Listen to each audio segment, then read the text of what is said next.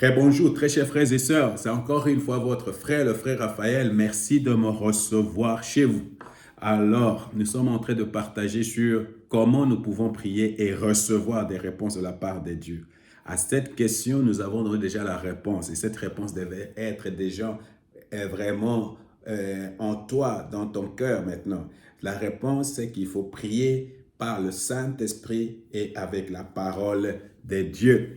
Alors, en dehors de cela, nous avons donné quelques éléments qui peuvent vraiment, quelques ingrédients qui peuvent accompagner nos prières pour que ces prières deviennent efficaces. La première des choses, il faut avoir une bonne relation avec Dieu.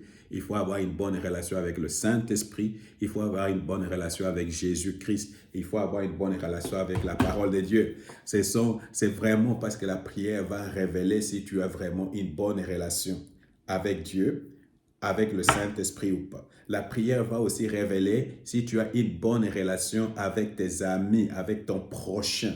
C'est très important. Ça, c'est une condition même pour recevoir les réponses à Dieu. C'est pourquoi il faut voir quelle est ma condition, quelle est ma relation avec ma femme, quelle est ma relation avec mon mari, avec mes enfants, avec mes beaux-pères et tout ça. Avec mon pasteur, c'est très important, frère.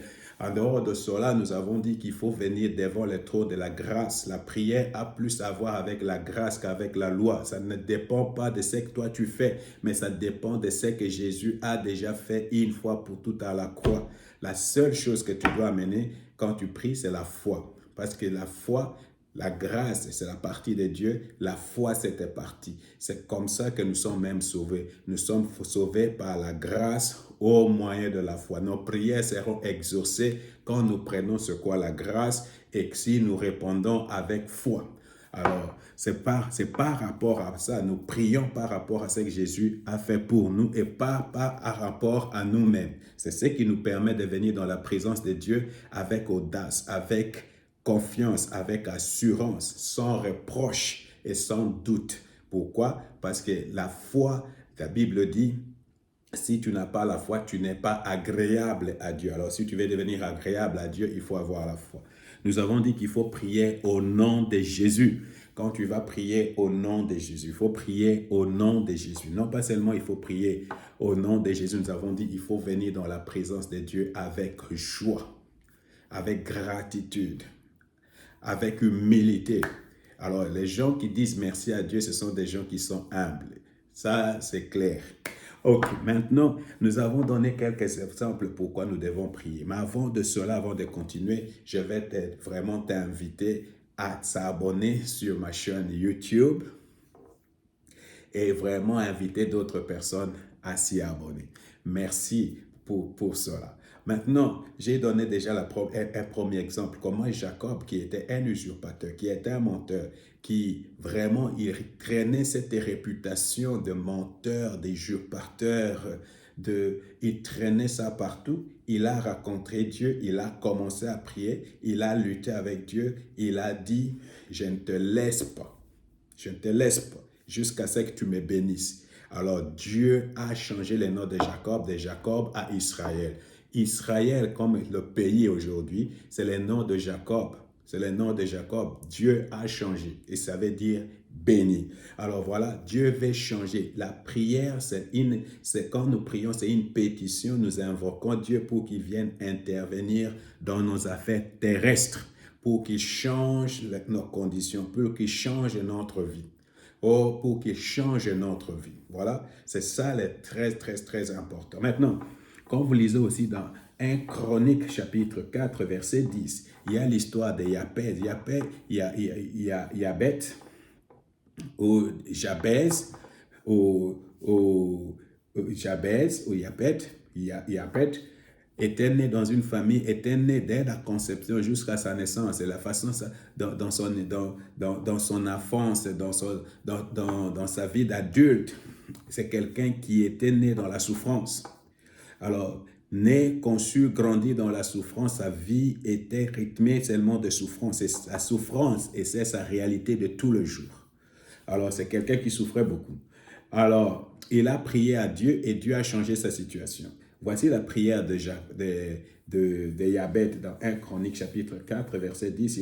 Il pria ainsi, il a invoqué le Dieu d'Israël en disant, si tu me bénis réellement, Et si tu as grandi mon territoire, si tu es avec moi, si tu éloignes de moi le malheur pour m'épargner la souffrance, et Dieu lui accorda ce qu'il avait demandé. Qu'est-ce que Dieu a fait? Dieu a exaucé la prière de Jabez. Il a changé la condition, la réalité, la situation de Jabez. De Jabez.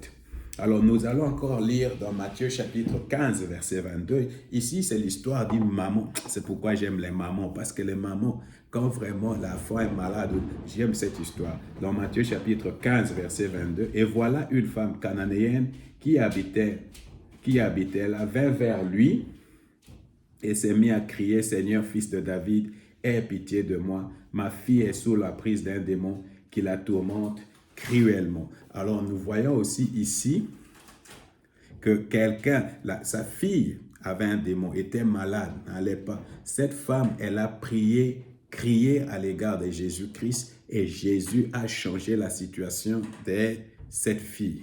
La fille était complètement libre. Vous voyez? Donc, la prière, c'est l'intervention. Nous prions pour que Dieu intervienne et change nos conditions, change nos réalités, change nos circonstances. Alors, c'est pour cette raison-là que nous prions.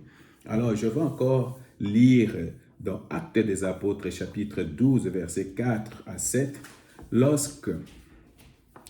Lorsqu'on eut arrêté Pierre, il les fit mettre en prison et les plaçant sous la garde des 4 escouades, des 4 soldats chacune.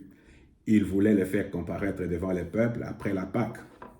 Pierre était donc sous bonne garde dans la prison, mais l'Église priait ardemment Dieu en sa faveur. Voilà encore quelque chose qui est très important dans la prière. Prier ardemment. Ici, par exemple, de là où le mot ardemment est traduit, dans ma Bible également, ils ont prié sérieusement. Ils ont prié avec insistance, avec constance. Ils étaient en train de prier. Vous voyez la condition, 4 escouades. Et il y avait des 4 soldats, il était lié, il n'y avait pas d'issue, de sortie pour Pierre.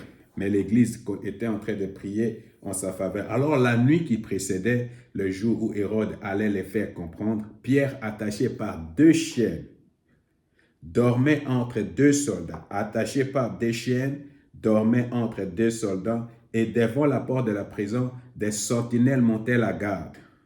Écoute ce que la prière va faire.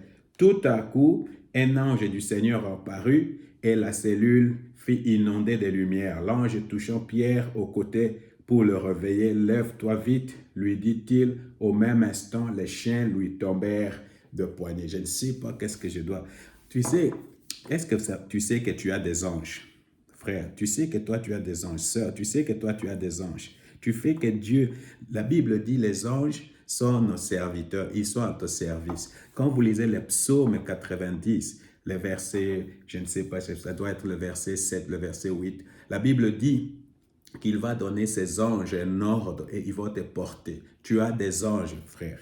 Alors, l'Église est en train de prier ardemment pour Pierre, malgré la condition de Pierre. Impossible de s'échapper, impossible de sortir.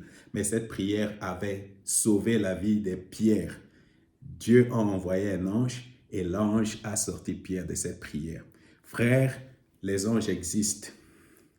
J'étais à Hong Kong, je ne sais pas si ça vous dit Hong Kong ou Hong Kong, je ne sais pas, une fois et j'étais dans une situation très difficile. Je priais et j'ai vu une femme avec des cheveux blancs venir. Cette femme-là m'a pris de là où j'étais, m'a mis dans le train et du train, je suis rentré en Guazhou.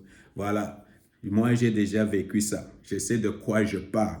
C'est pour cette raison, frère, il faut prier parce que quand nous prions, nous invitons Dieu pour qu'il vienne changer notre condition. Que le Seigneur vous bénisse.